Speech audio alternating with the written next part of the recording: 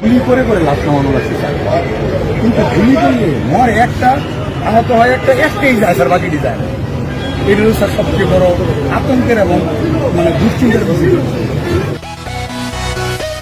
গুলি করে করে লাশ নামানো হচ্ছে স্যার, এভাবেই বর্ণনা দিয়ে শোনাচ্ছিলেন সাবেক স্বরাষ্ট্রমন্ত্রী আসাদুজ্জামান খান কামালকে। ছাত্রদের ওপর গুলি করার নির্দেশ তিনিই দিয়েছিলেন।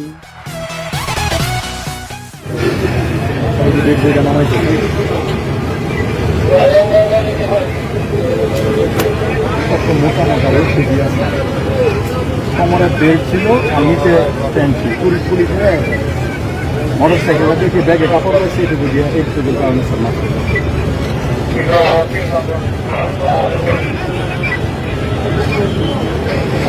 এই মুহূর্তে যখন 16 তারিখ করার প্রথম আসলো, প্রথমে জড়িয়ে বলে যে সৃষ্টি হয়েছিল, 16 তারিখের পর